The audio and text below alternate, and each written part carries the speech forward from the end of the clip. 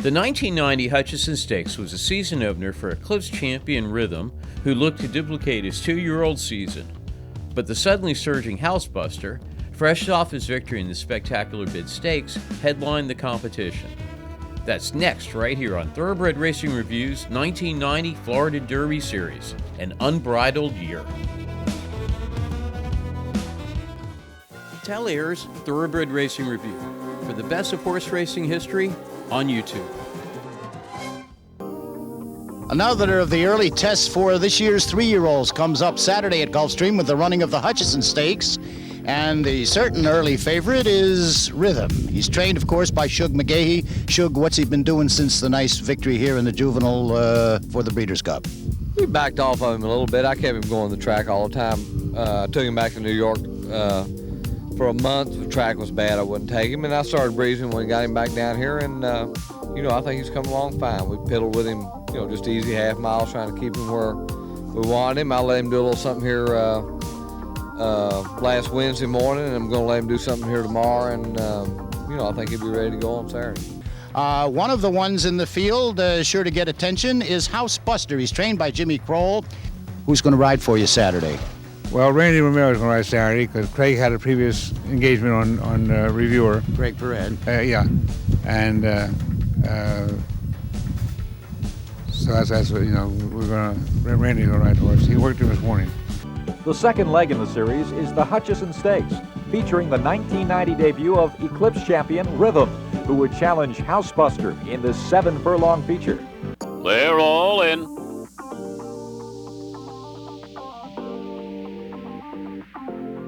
They're off and running in the Hutcheson Stakes.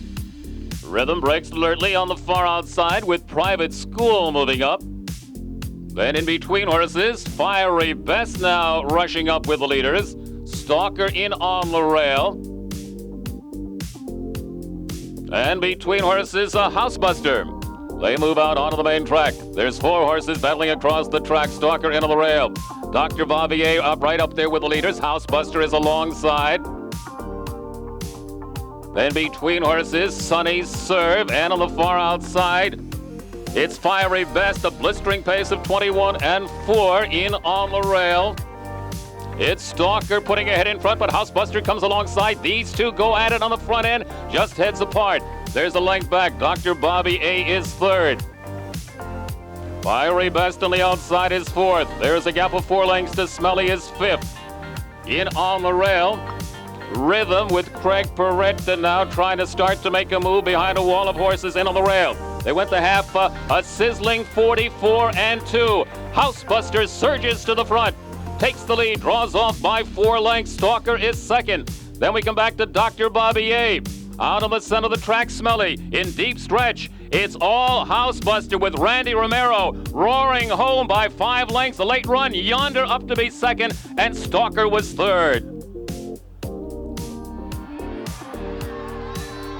Now on a 2-race winning streak, it seemed that all eyes would be on the Jimmy Croll trained colt. As Rhythm's team of McGaughey and Pret were figuring it all out post-race, winning jockey Randy Romero took the winner to receive his fanfare, but it was a short time in the spotlight. However, the 3-year-old picture was about to be very much in doubt, as Housebuster's connections decided after the victory not to run him at longer distances. Trainer Jimmy Croll explained why. He's a real good sprinter, and I think we should keep sprinting for the time being. So that left a wide open field for the upcoming Fountain of Youth Stakes. We'll see who steps forward on the run for the Orchids in our next edition of the 1990 Florida Derby Series. For the best in historic horse racing action is Thoroughbred Racing Review. Subscribe on YouTube and read the rest of the story on Facebook. Subscribe now.